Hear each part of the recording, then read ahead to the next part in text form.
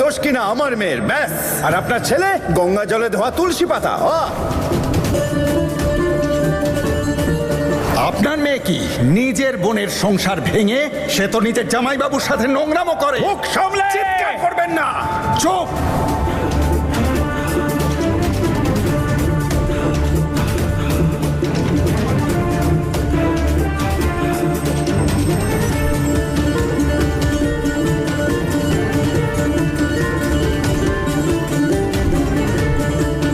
এই দেখো, হয়ে গেল উৎসবের 12টা বেজে গেল। দাঁড়া বাবা, ঝামেলা পাকানোর কোনো দরকার নেই। আজ উৎসবের দিন, আনন্দের দিন। নিজের রাগটাকে ছুঁড়ে ফেলে দিয়ে চল আমরা আনন্দ করি।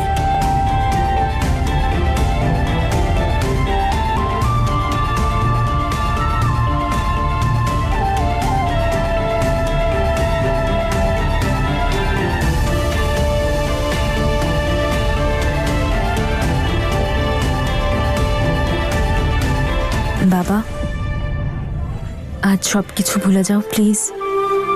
তুমি কি চাও না বলো, আমি তোমাদের সবার সাথে আনন্দ করে এই দিনটা কাটাই?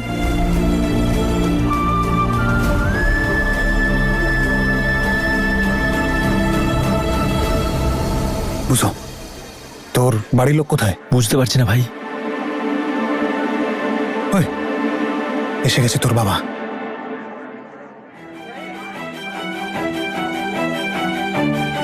আরে ভাই বীর, বাবা যদি আঙ্কেলের সামনে কিছু উল্টোপাল্টা করে ফেলে না, গন্ডগোল হয়ে যাবে। আচ্ছা তুই এক কাজ কর, তুই তোর বাবাকে সামলা, আমি আমার বাবাকে সামলাচ্ছি। উল্টো পাল্টা যেন একদম না হয় সম্পর্কের আছে খাতিরে, ঠিক আছে? চল।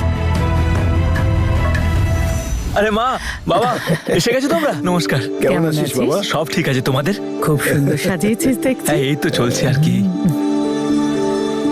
আচ্ছা দিদি, বুঝোর মাকে ওনার ফেভারিট ডিশ খাওয়াবে না?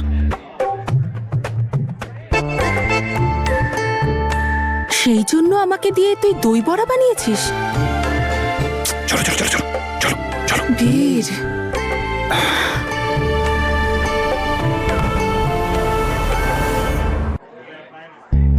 আরে তুমি চুপ করো। নমস্কার আন্টি, নমস্কার আঙ্কেল, উৎসবের অনেক অনেক অভিনন্দন। কেমন আছিস? খুব ভালো তোকে থেকো, মা। অভিনন্দন। কত বছর পরে তোকে দেখছি। তুই ঠিক আছিস তো মা? হ্যাঁ হ্যাঁ। তোর ঘটনা শুনে আমার খুব খারাপ লেগেছে। চিন্তা করিস না, তুই এসে গেছিস তো, দেখবি উপরওয়ালা সব ঠিক করে দেবে। যেটা হয় সেটা মঙ্গলের জন্যই হয়। হ্যাঁ আন্টি, এই দই বড়া আপনার জন্য। আরে এটা তো আমার খুব প্রিয়। তাই তো বীর বানাতে বলেছে। হ্যাঁ, তুই কিছু বললি? না না মা, তুমি খাও না। ওহো, খুব টেস্টি হয়েছে। মা বানিয়েছে? না না আন্টি, এটা আমি বানিয়েছি। আরে আমি তো ভাবলাম কানাডায় গিয়ে তুই সবকিছু ভুলে গেছিস, তবে দেখছি তো তোর সবকিছু মনে আছে, কিচ্ছু ভুলিসনি। আঙ্কেল আপনিও নিন না। না না ঠিক আছে, খাও না, খুব টেস্টি হয়েছে। ঠিক আছে।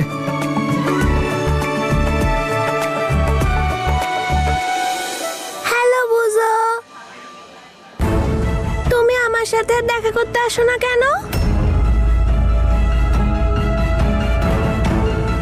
ওকে রে। ও মা, সিমরানের ছেলে ক্যান্ডি। ওহো, সত্যি এই মেয়েটার সাথে না খুব খারাপ হয়েছে। একদম চিন্তা করবি না, উপরওয়ালা তোকে সব খুশি দিক। আন্টি আঙ্কেল, বলছি আমি এবার আসি তাহলে। হ্যাঁ ঠিক আছে ঠিক আছে। ক্যান্ডি চলো যাই, দাদু আমাদেরকে ডাকছিল, যাই। চলো। ওর ছেলে তোকে কি করে চিনলো? আরে নিশ্চয়ই চিনবে, ও তো বীরের ভাগনা। আরে ওকেও মামা ভাবে, দুজনে ছোটবেলার বন্ধু না। এটা তো খুব টেস্টি হয়েছে রে। খাও খাও।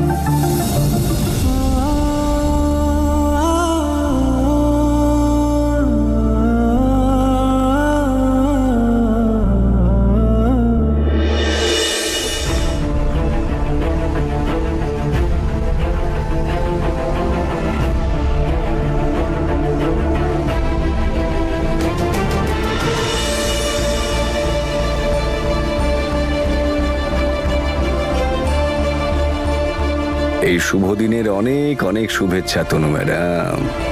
অঙ্গদ, আপনি এখানে? আঙ্কেল ডেকেছেন? আপনার বাবা আমায় ডেকেছেন। আপনি বললে চলে যাব। না না, ভালোই হয়েছে আপনি এসেছেন। একসাথে উৎসবটা পালন করব।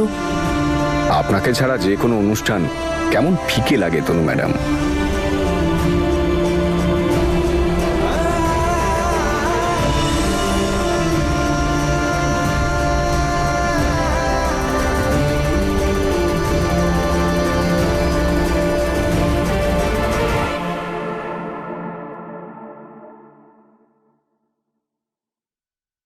আরে আঙ্কেল, আপনার ফেভারিট হলুদ মিষ্টি। Thank you. মনে হচ্ছে তনু ম্যাডাম আর বীরের মধ্যে সব ঠিক হয়ে গেছে।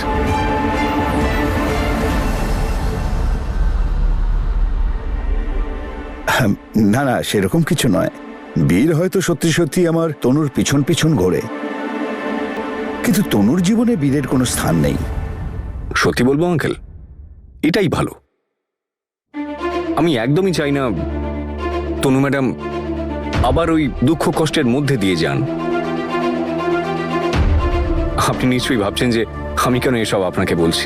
আমার আর তনু ম্যাডামের তো কোনো সম্পর্কই নেই, বোধহয় আর কোনো চান্সও নেই। কিন্তু আমি ওনার বন্ধু, কিন্তু আমি সত্যি ওনার কথা ভাবি, ভীষণ চিন্তা হয় আমার। আর এই বীর দুঃখ আর কষ্ট ছাড়া ওনাকে আর কিচ্ছু দেয়নি।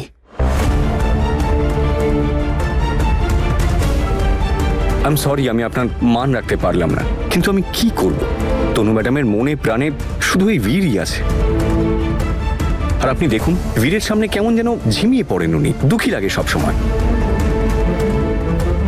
আর এসব দেখে আমি শুধু ভাবি যে আপনি তনু ম্যাডামকে বীরের ফ্যামিলি এবং তাদের আশেপাশে থাকতে দেন কেন? বুঝতে পারছি তারা ভালো লোক, কিন্তু আখেরে তো ওনারা এটাই চান না যে বীর আর তনু ম্যাডাম এক হয়ে যান।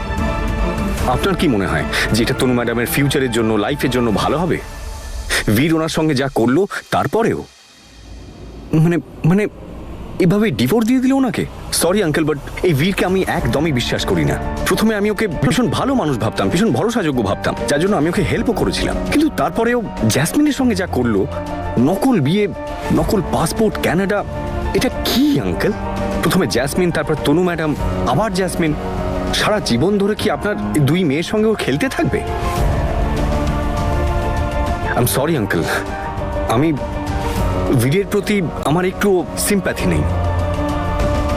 আর তনু ম্যাডাম ভীষণই সরল, ভীষণ পরিষ্কার মনের, উনি এসব বুঝতে পারবেন না। এই জন্য আমি আপনার সঙ্গে কথা বলতে এলাম। আই এম সরি যদি আমি বেশি কিছু বলে থাকি, আমি আর থাকতে পারলাম না এসব দেখে। আমি বুঝতে পারছি বাবা, আমি বুঝতে পারছি তুমি তনুর ব্যাপারে অনেক ভাবো। আঙ্কেল, আমার কি আছে বলুন? আমি তো দুদিন বাদেই চলে যাব, কিন্তু আপনি প্লিজ সামলান, তনু ম্যাডামের খেয়াল রাখুন। আরে তুমি আমাকে এত পরপর ভাবছো কেন? আমি আছি তো। আর তুমি আমার তনুর সবসময় পাশে থেকেছ। তনুও তোমাকে খুবই সম্মান করে অন্তর থেকে। এখন তুমি তো আমাদের পরিবারেরই একজন। Thank you uncle. আর আপনি খান না।